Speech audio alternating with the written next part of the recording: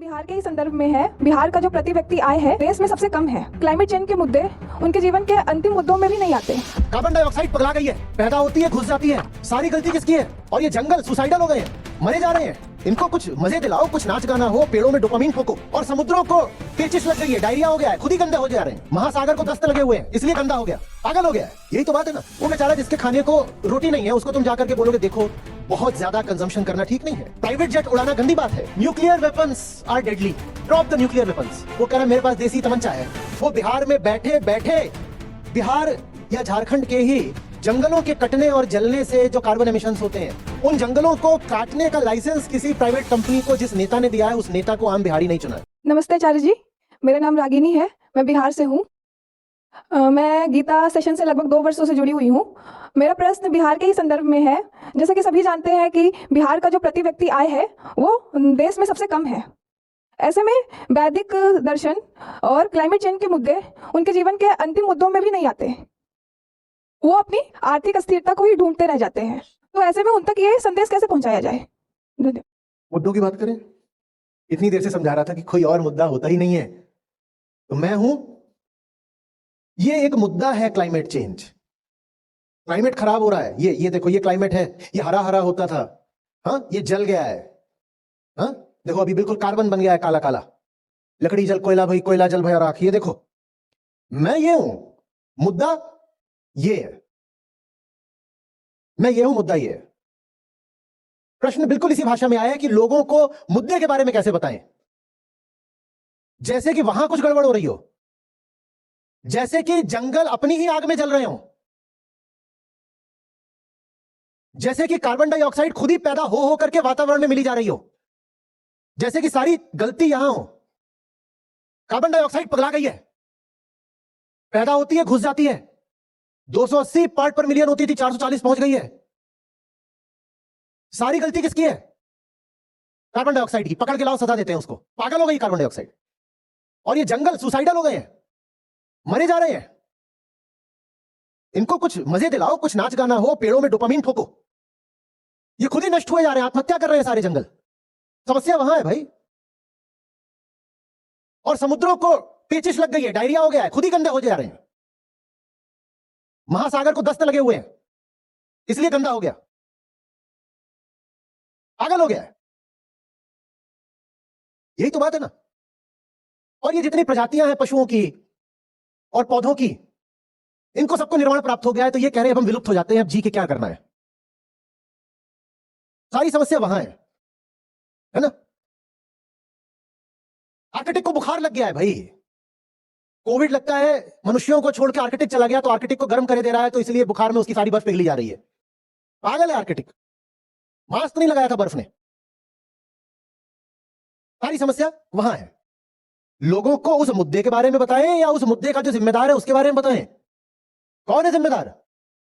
इंसान। इंसान को इंसान के बारे में बताओ, दुनिया की सारी समस्याएं सुलझ जाएंगी। और इंसान को इंसान के बारे में नहीं बताओगे और मुद्दों के बारे में बताते रहोगे, तो करते रहो पेरिस एग्रीमेंट एक के बाद एक, सीओपी, उससे कुछ नहीं होता। कुछ हो रहा है क्या? मत बताओ कि जंगल कट रहे हैं, मत बताओ कि आर्कटिक पिघल रहा है, मत बताओ CO2 कितना पहुंच गया। इंसान को बस आईना दिखा दो, क्लाइमेट चेंज ही नहीं, उसकी सारी समस्याओं का समाधान हो जाएगा।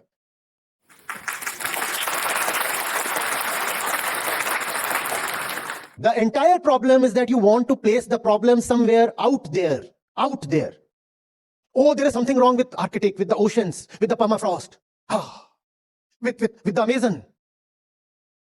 कुछ वहां गलत हो रहा है, कुछ वहां गलत हो रहा है। और वहां गलत बोल के जहां सचमुच कुछ गलत हो रहा है, वहां देखने से हम साफ बच निकलते हैं। सचमुच कहां गलत हो रहा है? CO2 खुद पगला करके भगी है एनवायरमेंट में। कहां से पहुंच गई CO2? हमने फैलाई है भाई, हमने। क्योंकि भीतर वो मैं बैठा है जो कह रहा है कि और फ्यूल जलाऊंगा तो चैन पाऊंगा, जितना फ्यूल जलाऊंगा मैं चैन पाऊंगा। नदियां खुद गंदी हो गई हैं, मेरीन लाइफ, एक्वेटिक लाइफ ही अपने आप उड़ी जा रही है। नदी को किसने गंदा किया? मैंने। आर्कटिक को किसने पिघलाया? मैंने। तो मुद्दा क्लाइमेट चेंज है या मुद्दा मैं हूं? ये बात बहुत अजीब लगेगी। मुद्दा क्लाइमेट चेंज है या मुद्दा मैं हूं? बोलो। अब आप कह रही हैं बिहार एक गरीब प्रदेश है, तो आप लोगों के पास जाती हैं, उनका तो रोजी रोटी का ही पूरा नहीं हो रहा, तो आप पूछ रही हैं कि मैं उन्हें क्लाइमेट चेंज के बारे में कैसे बताऊं? क्यों बता रहे हो उन्हें क्लाइमेट चेंज के बारे में? मत बताओ, बिल्कुल मत बताओ। गलत राह ले रहे हो। क्या करोगे? उनका तो अपना कार्बन फुटप्रिंट ही बहुत कम है, उनको तुम क्या बता रहे हो कार्बन क्लाइमेट चेंज के बारे में? कोई जरूरत नहीं है। आम बिहारी कितने ton carbon dioxide per year उत्सर्जित करता है? 1 टन भी करता हो तो मुझे लगता है ज्यादा होगा। जो भारत का ही अभी औसत है वो 2-3 टन का है मुश्किल से, तो बिहार का तो 1 टन का होगा। वो बेचारा जिसके खाने को रोटी नहीं है उसको तुम जाकर के बोलोगे देखो बहुत ज्यादा कंजम्पशन करना ठीक नहीं है, प्राइवेट जेट उड़ाना गंदी बात है। यहां बता रहे हो तुम उसको कि प्राइवेट जेट से क्या हो जाता है, पैदल चलो लिमुजीन पर नहीं। क्या क्यों? उसको उसके बारे में बताओ। जब वो अपने बारे में जान जाएगा तो वो उनके बारे में भी जान जाएगा जो क्लाइमेट चेंज के जिम्मेदार हैं। क्योंकि क्लाइमेट चेंज और कुछ नहीं है, मनुष्य के अंधे अहंकार की आखिरी अभिव्यक्ति है। इसके बाद न ग्रह बचेगा न ग्रह को बर्बाद करने का मौका। जो खुद को जानने लग गया वो उनको भी समझ जाएगा जो पृथ्वी को बर्बाद कर रहे हैं, और वो बिहार के गरीब नहीं है जो पृथ्वी को बर्बाद कर रहे हैं। पर हां, जो बर्बाद कर रहे हैं उनमें बिहारियों जैसा ही अहंकार है। क्योंकि अहंकार चाहे बिहार का हो कि उत्तर प्रदेश का हो कि रूस का हो कि चीन का हो कि अमेरिका का हो, अमीर का हो गरीब का हो, अहंकार सबका एक होता है। जो अपने अहंकार को जान गया वो बिहार में बैठे बैठे सबको जान गया, एलॉन मस्क को जान गया। वो अपनी गरीबी में भी जान गया कि एलॉन मस्क को इतने पैसे क्यों उड़ाने हैं और क्यों उसे क्लाइमेट क्राइसिस को होक्स बोलना है, वो सब जान जाएगा। सब पता चल जाएगा। जो ये जान गया कि वो क्यों 4-4 5-5 बच्चे पैदा कर रहा है गरीब होकर भी, वो ये भी जान जाएगा कि कोई ट्रिलियनेयर होकर के 15 बच्चे क्यों पैदा कर रहा है। सब जान जाएगा। पर आप जाकर के मुद्दे की बात करोगे, मुद्दे की, तो उस मुद्दे में तो किसी को रुचि नहीं आने वाली, आनी भी नहीं चाहिए। क्योंकि सच पूछो तो क्लाइमेट चेंज पृथ्वी की वो बीमारी है जो उसे अमीरों ने दी है। भारतीयों का उसमें कम योगदान है, विशेषकर भारत के गरीबों का तो बिल्कुल नहीं। भारत के भी जो टॉप 0.1% अमीर हैं वो कंट्रीब्यूट करते हैं क्लाइमेट एमिशंस को। लेकिन बिहार और आम बिहारी, उस बेचारे का क्या कार्बन फुटप्रिंट है, वो क्या कर रहा है, उसको क्या होगा बताने से? लेकिन बहुत कुछ होगा उसको बताने से, क्योंकि बिहार या झारखंड के ही जंगलों के कटने और जलने से जो कार्बन एमिशंस होते हैं, उन जंगलों को काटने का लाइसेंस किसी प्राइवेट कंपनी को जिस नेता ने दिया है, उस नेता को आम बिहारी नहीं चुना है।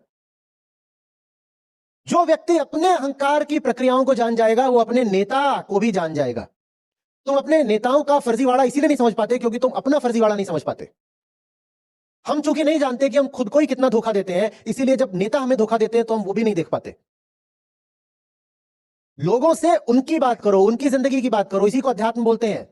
जो अपनी जिंदगी को जानने लग गया वो दुनिया को जानने लग जाएगा, और यही मानव द्वारा निर्मित सब समस्याओं का समाधान है। ये जो डायरेक्ट क्लाइमेट एक्टिविज्म है ना, कि सड़क पे बैनर दिखाएंगे और लोगों से कहेंगे कि ईवी एडॉप्शन होना चाहिए और पंखा कम चलाओ और एसी को फेंक दो, इससे कुछ नहीं होगा। ये सिर्फ एक फील गुड एक्टिविटी होती है जिसमें आप मोरली सुपीरियर फील कर सकते हैं और अपने आप को जता सकते हैं कि मेरी भी जिम्मेदारी थी तो मैंने भी कुछ करा। मैं गैर जिम्मेदार नहीं हूं, मैं निकली थी सड़क पर प्लेकार्ड लेकर खड़ी हो गई थी और लोगों को बता रही थी कि गर्मी में एसी चलाना पाप होता है। उससे कुछ नहीं होता। बीमारी जहां है उसका वहां समाधान करो ना। क्लाइमेट चेंज हो, कोई भी और चीज है, इन सब की जड़ आदमी के दिल में है। अब आप जा करके बिहार में किसी साधारण से मोहल्ले में, गली में, बस्ती में जाके कह रहे हो nuclear weapons are deadly, drop the nuclear weapons. वो कह रहा है मेरे पास देसी तमंचा है। आप उसको क्या बता रहे हो? बिल्कुल बात सही है। पृथ्वी पर इतना फिसाइल मटेरियल है इस वक्त वेपनाइज्ड कि वो पृथ्वी को 10 बार तबाह कर सकता है। और अब हम देख रहे हैं क्या हो रहा है, नाटो की भी हस्ती दांव पर लगी हुई है। जितनी भी टेस्ट बैन ट्रीटीज थी वो हट रही हैं। इतने दिनों से न्यूक्लियर टेस्ट होने बंद थे, वो अब फिर शुरू हो रहे हैं। तो बहुत बड़े खतरे की बात है ये जो पूरा एटॉमिक एक्यूमुलेशन है। पर उसके लिए आप जाकर के बिहार में लोगों को बोलोगे please don't use hydrogen bombs, तो वो कहेगा ये क्या कर रहे हो, क्या पूछने आए हो, कुछ पादने वगैरह के खिलाफ अभियान चलाया है, क्या है ये?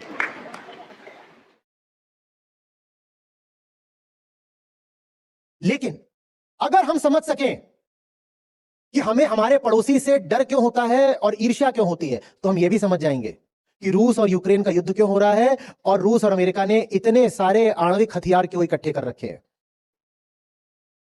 खुद को समझो ना। तुम्हें यह तो पता है नहीं कि तुम पड़ोस में जो वर्मा जी रहते हैं उनसे इतना जलते क्यों, और जलते हो और प्रतिस्पर्धा भी करते हो, डरते भी हो और उनके प्रति हिंसक भी हो जाते हो। और ये बात बिल्कुल नहीं समझते कि ऐसा हो क्यों रहा है, लेकिन चाहते हो कि रूस और अमेरिका संधि कर लें। तुम शर्मा जी से नहीं संधि कर पा रहे, तुम शर्मा जी से नहीं संधि कर पा रहे, तो पुतिन और ट्रंप कैसे संधि कर लेंगे? पहले तुम समझो तो कि वो कौन है जो लड़ाइयां करवाता है, वो कौन है जो पड़ोसी को पड़ोसी से भिड़वाता है, पहले उसको समझो, फिर उसके बाद सारे न्यूक्लियर वेपन्स हट जाएंगे। क्योंकि उसको न समझने की नासमझी से ही सब फसाद होते हैं, सब लड़ाइयां होती हैं। पहले पत्थरों से होती थी, फिर तलवारों से होती थी, फिर तोपों से होती थी, अब आईसीबीएम से होती है। और अहंकार वही है, पुराना बिल्कुल।